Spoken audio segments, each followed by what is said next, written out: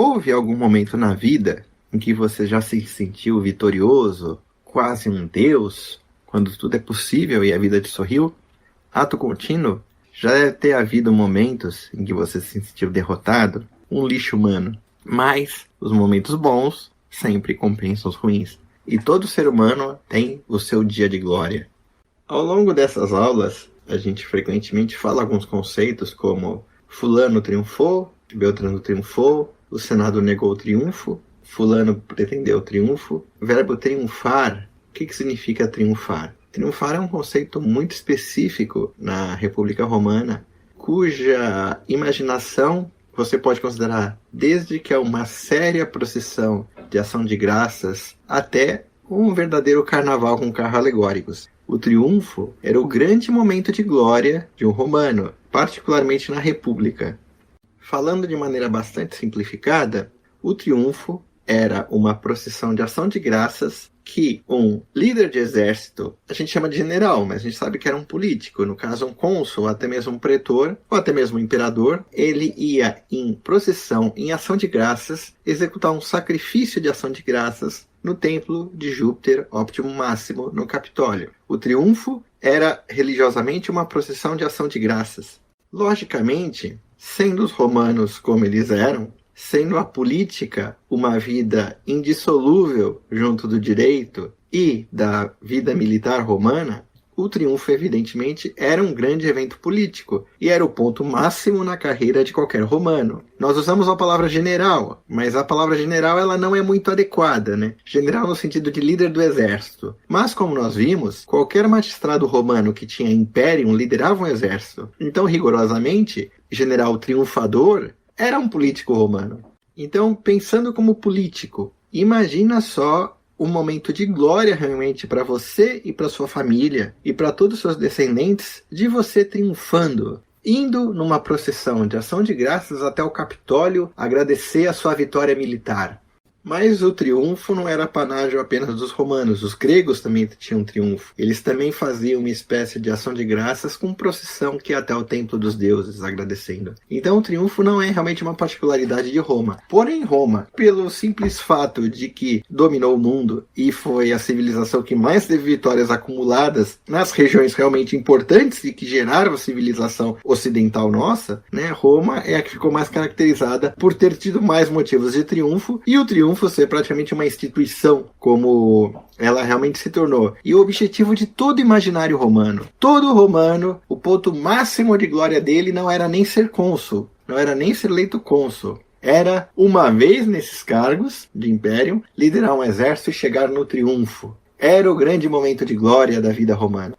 O triunfo era uma procissão, realmente, trocando em miúdos, em que o general triunfador ia num carro encimado por 4 cavalos brancos, ele todo vestido de púrpura, com uma toga púrpura, a toga da realeza que cabia a Júpiter, né, no período republicano, coroa de louros, muitas vezes pintado de vermelho como Júpiter, evidentemente. Ele ia lá feito um deus, ele entrava com o exército dele em Roma. Era uma das poucas exceções, se não a única, em que o exército podia entrar em Roma, autorizado pelo Senado. Há discussão se os soldados no triunfo iam armados ou não. Eu nunca achei resposta definitiva. Ele ia em ação de graças ao templo de Júpiter Optimum Máximo e fazia um sacrifício de ação de graças. Isso a parte religiosa. Havia uma parte civil e festiva, que era um feriado público, né? Imagina como é que eles organizavam o triunfo sem ter previsão do tempo. Imagina se chovesse, como é que ia ser. Isso não se tem registros, né? Em que o triunfo também tinha os carros alegóricos representando as vitórias do general. O triunfo também levava os prisioneiros de guerra, às vezes até os reis capturados em batalha, e também o butim, né? As armas tomadas dos inimigos, os vasos, as estátuas, o ouro, tudo aquilo ali em exposição ao povo romano, para que a Roma pudesse realmente entender a própria glória dela e agradecer aos deuses à mercê de mais uma vitória. Na verdade, virava um grande feriadão, era um dia de festividade pública, inclusive que o butim da guerra era usado também para financiar toda essa festa e os banquetes públicos que haveriam em homenagem ao triunfador e para maior deleite do povo romano, inclusive com jogos e até mesmo jogos de gladiadores e jogos de venatores, né? Jogos contra animais. O triunfo é algo essencialmente republicano, A república, como disse o Jovenel, ela só se estabelece como uma casta aristocrática que consegue se alternar no poder. No período imperial, o triunfo caiu em desuso. Por quê? Obviamente, nenhum político, mesmo que exercesse um comando em nome do imperador, se tornava o cara mais popular que o imperador, lembre-se. Nunca brilhe mais que o próprio chefe, o chefe morre de ciúme. Então, no Império, o triunfo praticamente ficou restrito aos imperadores. O próprio Otávio Augusto não deixou homens que venceram por Roma triunfar, né? Ele reservava o triunfo para si, e assim foi sucessivamente. No Império, você praticamente tem registros de imperadores triunfando. Não que nem na República, em que qualquer realmente homem que tivesse seus méritos poderia triunfar. Não que ele não tivesse que pertencer àquela classe aristocrática para poder ser eleito e exercer um comando militar. O triunfo é algo estritamente republicano. Obviamente, conforme Roma vai ficando mais rica e as vitórias vão ficando mais sensacionais, os triunfos vão cada vez aumentando e aumentando de luxo e pompa, porque cada general queria trazer o máximo que ele pudesse de riqueza para a cidade e, evidentemente, mostrar a glória dele, né?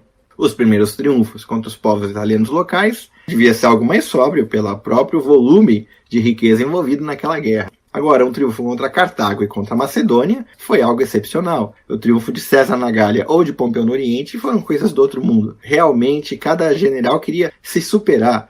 Pompeu, até para poder se superar, ele tentou ir com o carro dele não ligado por 4 cavalos, mas movido por 4 elefantes. E acabou não conseguindo entrar nos portões de Roma pelo tamanho, realmente, do portão que ele tinha que entrar e os elefantes não passavam lá. Aí substituíram por cavalos. É um momento até um tanto quanto cômico, assim, do triunfo de Pompeu. De acordo com Dionísio de Halicarnasso, nosso grande Dionísio de Halicarnasso, o primeiro triunfador foi Rômulo. E como na época não havia o templo de Júpiter Óptimo Máximo, ele foi em triunfo até o templo de Júpiter Ferétrio, que era um templinho menor de Júpiter ali no Capitólio, que ele mesmo havia feito, e ele lá colocou os despojos da vitória dele. Inclusive eram despojos opimos, despojos que ele tinha tomado em duelo pessoal contra um outro rei, um evento raríssimo na história de Roma, mesmo na República. Mas o Plutarco expressamente diz, não foi o Rômulo que o Dionísio de Halicarnasso se enganou. Foi na verdade o rei Tarquínio Prisco, o primeiro triunfador, como a gente viu nas aulas do rei Tarquínio Prisco. Ele teve vitórias, assim, ricas para a época. Então ele conseguiu celebrar essas vitórias com luxo e pompa. Mas o Dionísio de Halicarnasso também coloca, seguindo aquela ideia geral dos romanos da própria história, de que o aumento da pompa e gala nos triunfos foi uma das causas de decadência e corrupção de Roma, né? Porque todo tipo de enriquecimento, né, gera enfraquecimento. Como o pessoal até brinca, tempos bons geram homens fracos geram tempos ruins. Os homens bons que geraram a fortaleza de Roma trouxeram tanta riqueza para Roma que gerou-se uma geração de homens fracos. Outros dizem que o primeiro triunfador foi Valério Publícola, aquele da Lei Valéria da Apelação. Evidentemente, um triunfo de um Valério Publícola contra uma cidade sabina vizinha ia ser muito mais modesto que o triunfo de Júlio César depois de 8 anos tomando a atual França. É lógico isso. Conforme o Império Romano começa a crescer, os triunfos também começam a crescer. Seja um triunfo uma venerável procissão de Quinta-feira Santa ou um tremendo de um carnaval, o fato é que o Senado tinha que aprovar o triunfo do general triunfador. Alguns momentos o Senado também passava para a Assembleia Popular aprovar. A gente viu na aula do Servilho que o Senado não deixou ele triunfar, mas ele conseguiu o triunfo da Assembleia Popular. Há casos de triunfos negados que foram feitos no Monte Albano. Lembra, Monte Albano, onde era Alba, havia o templo de Júpiter Lacial, onde o cônsul deveria fazer o sacrifício no início do mandato deles. Então, assim, os próprios romanos olhavam para a história deles e tentavam sistematizar. E eles mesmos, nessa sistematização, acabavam colocando regras que, vamos dizer assim, nem sempre você vê que elas foram observadas, ou você não pode dizer com certeza se elas realmente eram regras, e não um romano olhando tardiamente para algo que aconteceu na história dele e tentando entender o que aconteceu.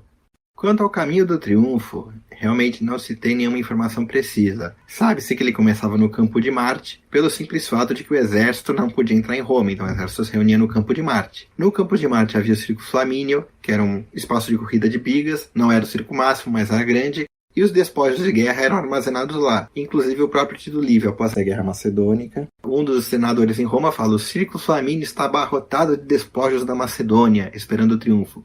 Então o triunfo provavelmente saía dali do Campo de Marte, onde provavelmente os carros alegóricos e a procissão era organizada ali no Circo Flamínio, entrava em Roma junto ao Tibre, havia uma chamada Porta Triunfal que desapareceu, dava a volta no Palatino, chegava no Circo Máximo. No Circo Máximo, O Circo Máximo tinha capacidade para muita gente, estima-se até 150 mil pessoas, então, vamos dizer assim, um grosso da população conseguia ver o triunfador e os despojos de guerra e os prisioneiros ali no Circo Máximo. Dizem até que ele dava algumas voltas no Circo Máximo. O Circo Máximo vem desde a época do rei Tarquínio Prisco, então havia espaço ali no Circo Máximo. E depois o triunfo, pela própria geografia de Roma, ele contornava ali o Palatino e entrava no Fórum Romano, que seria, vamos dizer assim, a via sacra, né? O caminho mais sagrado. Aí realmente ele entraria na Marquês de Sapucaí, porque era o local realmente da grande glória do triunfo, né? Ele atravessava a via sacra, a via sagrada do Fórum Romano, e quando chegava no final ali do Fórum Romano, ele virava à esquerda e subia a rampa para o Capitólio,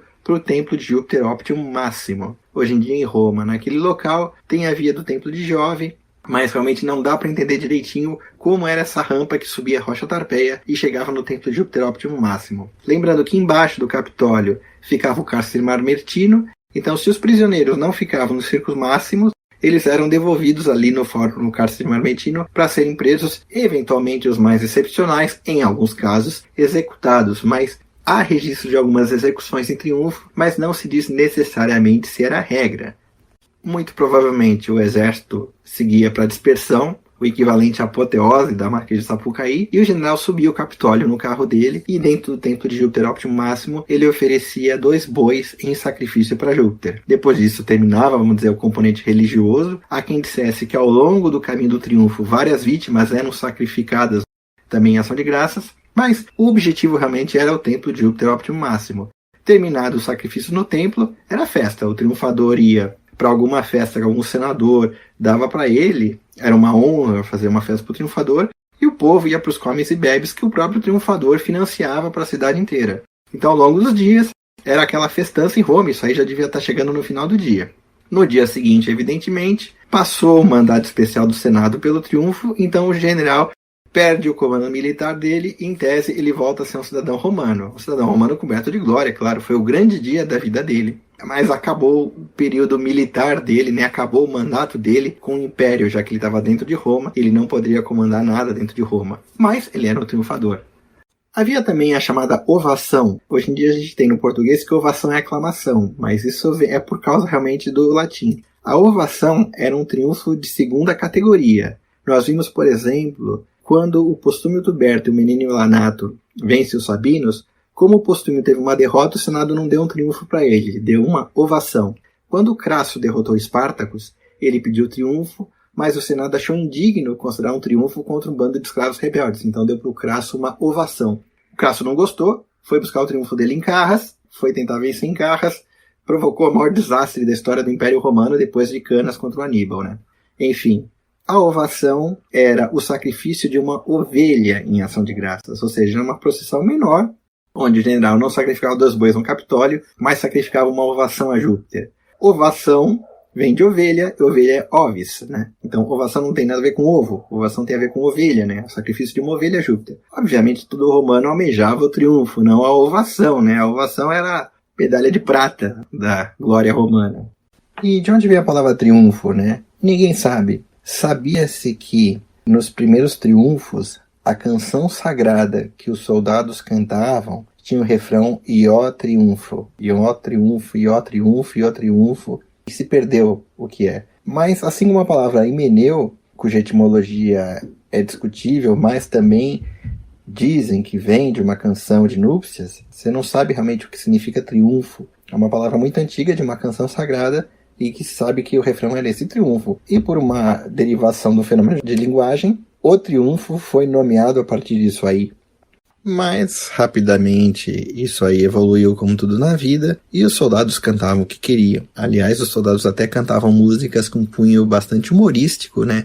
Canções de caserna, canções irreverentes, canções até com palavrões, canções que xingavam os generais e tiravam sarro do povo, mas fazia parte dentro daquela licenciosidade da soldadesca, já que o triunfo, além da composição sagrada, tinha a composição mundana, era uma grande festa que estava todo mundo feliz. Convenhamos, é melhor estar triunfando em Roma do que ser saqueado pelos bárbaros. Então assim se permitia aos soldados meio que cantarem o que eles queriam na festa do triunfo.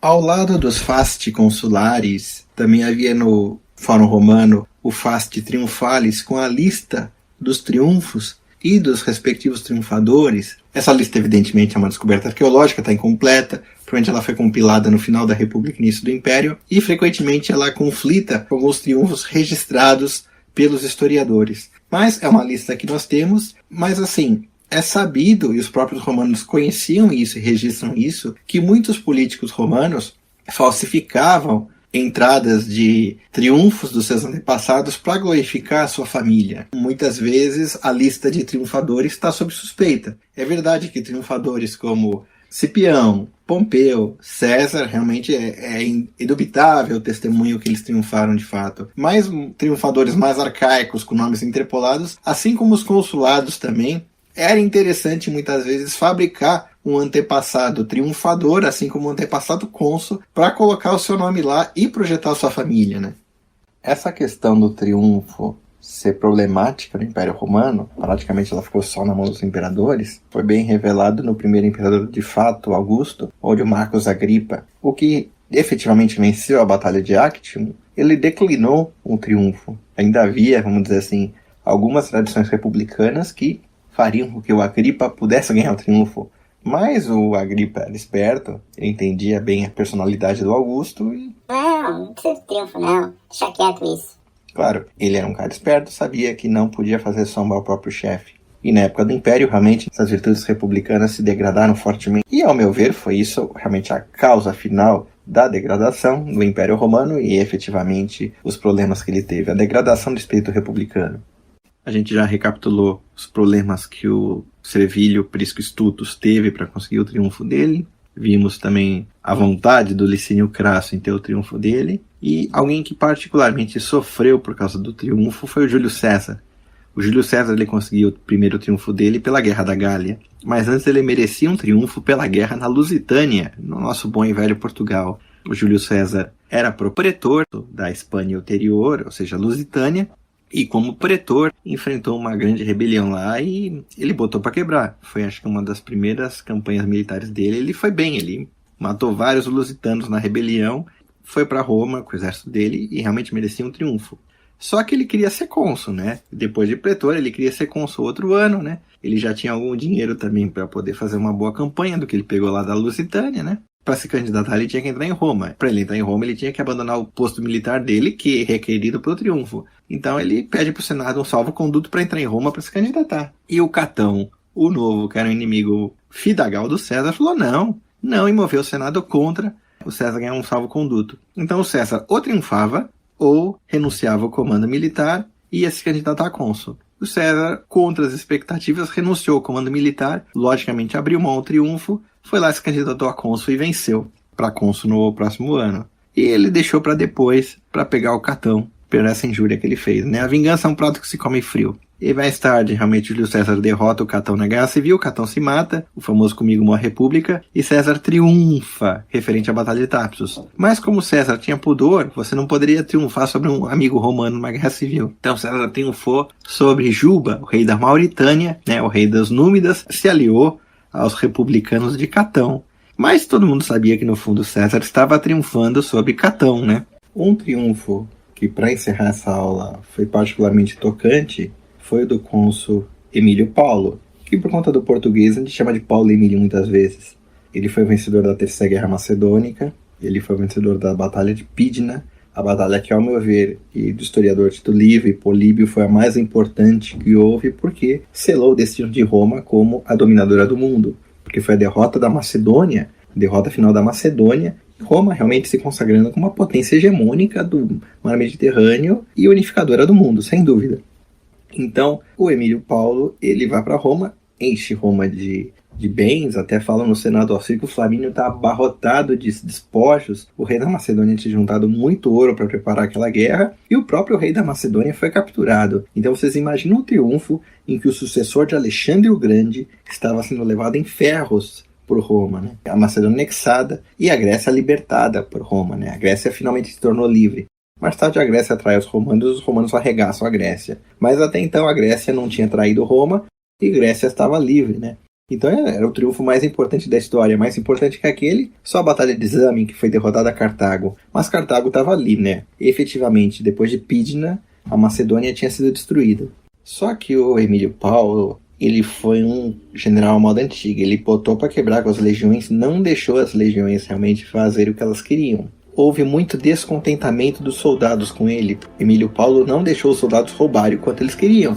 E motivado por isso, quando foi pedido o triunfo para o Senado passou por plebiscito, para comitia plebis, decidir obviamente aprovar. Mas um grupo lá das legiões da Macedônia foi para Roma e começou a incitar os soldados em Roma para votarem contra. Reparem, já havia uma sementinha da destruição do Império Romano aí. Porque o grande problema do Império Romano foi o quê? O problema da escolha dos imperadores pelas legiões. Ou seja, as legiões começaram a gerar tumulto político e quebrando as dinastias e gerando guerras civis. Na Terceira Guerra Macedônica, você já vê a sementinha aí, né? A legião se voltando contra o próprio general. É claro que ela tentou se voltar politicamente. Foi aquela briga, aquele quiprocó político, não foi uma guerra civil. Foi voto vencido, né? Houve a brigazinha política padrão da eleição e o Emílio Paulo teve aprovado o triunfo dele pela Assembleia da Plebe. Antes se concedeu o triunfo ao pretor da Ilíria, atual Croácia, Albânia, por ter realmente vencido os bárbaros da região. Então se argumentou, poxa vida, o pretor da Ilíria vai ganhar o triunfo e o vencedor da Macedônia, do maior reino da história, que está trazendo a ferros a Roma, o sucessor de Alexandre o Grande, não vai ganhar um triunfo? Isso é ridículo. Enfim, o Emílio Paulo teve o triunfo dele concedido, foi um triunfo esplêndido. O problema é que o destino foi bastante cruel com o Emílio Paulo. Alguns dias antes do triunfo dele, um filho dele morreu e alguns dias depois, outro filho morreu. Foi como ele mesmo falou no Senado Romano, eu intercalei o triunfo com o funeral dos meus 2 filhos. São coisas que acontecem na vida do homem, até para o vencedor da Macedônia.